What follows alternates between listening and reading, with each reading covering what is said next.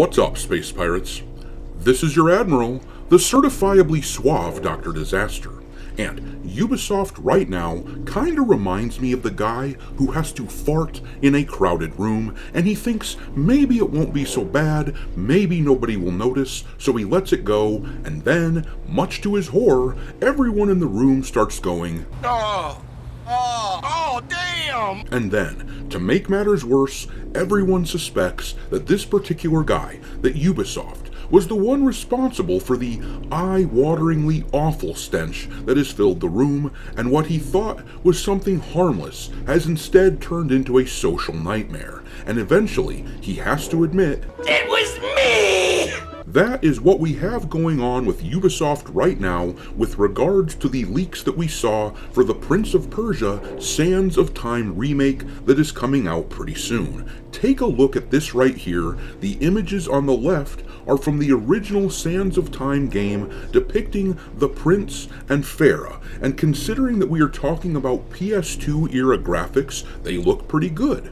And the characters on the right are the leaked images from the remade version of the game, and they make it evident that this upcoming game is being made for a modern audience. This is effectively Ubisoft ripping ass and hoping nobody notices.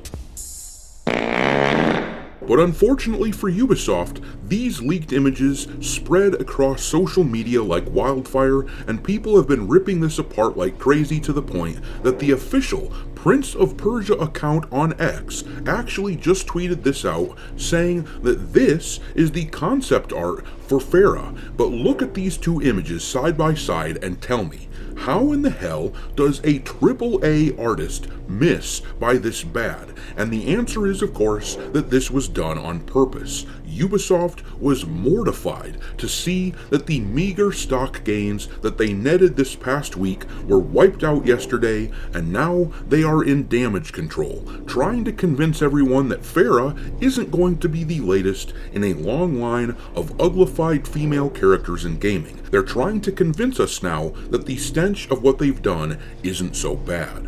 What is that smell? Oh. That's the smell of desire, my lady.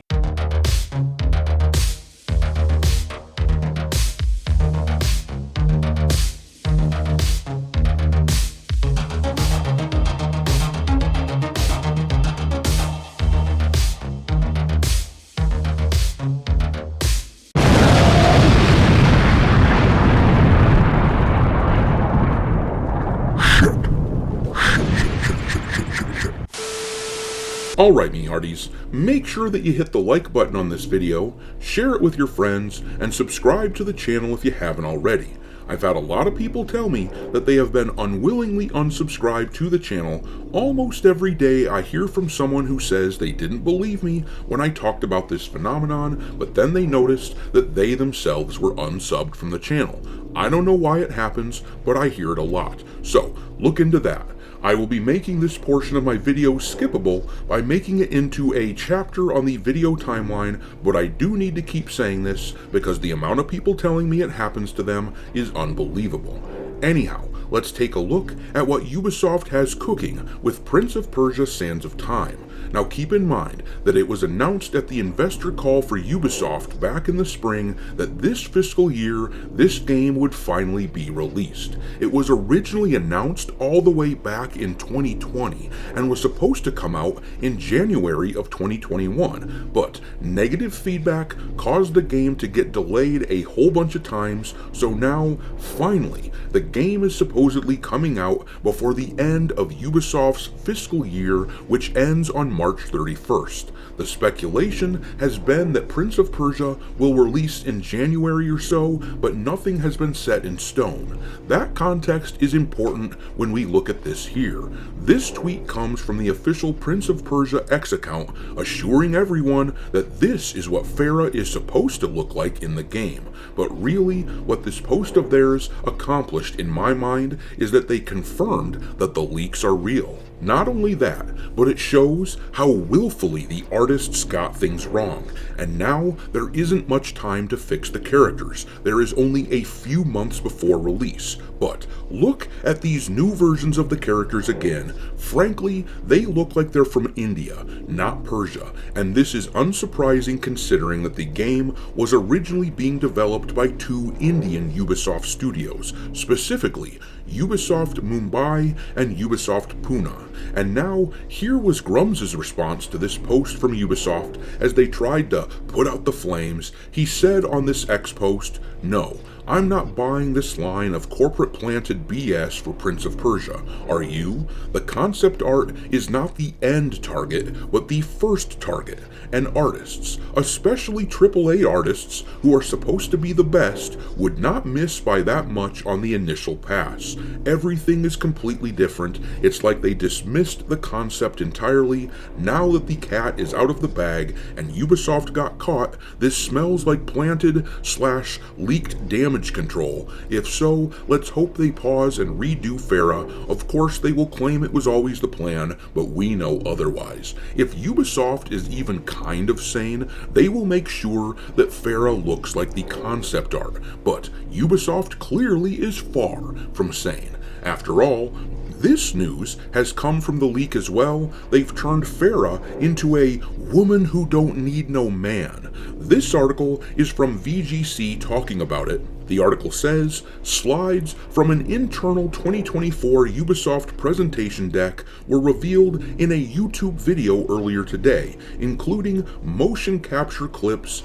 alpha gameplay shots, and concept art. The video was quickly taken offline following a copyright claim by Ubisoft, but not before the Game Post was able to report on its contents. One of the key focuses in the presentation is Princess Farah, who appears in the original 2003 version of Prince of Persia: The Sands of Time. In the original game, Farah would accompany the prince through most of his quest and would also be involved in battles, but would often call for help when in trouble. If an enemy killed Farah, the mission would be failed. According to the leaked presentation, Farah returns in the Sands of Time remake and once again accompanies the player, with no plans to make her a playable character. However, the presentation appears to stress that there will no longer be a requirement to save Farah during battles, suggesting that she should be able to take care of herself now. And if that wasn't bad enough, if that wasn't cringy enough for you, then this next language that they use is enough to really get you to roll your eyes.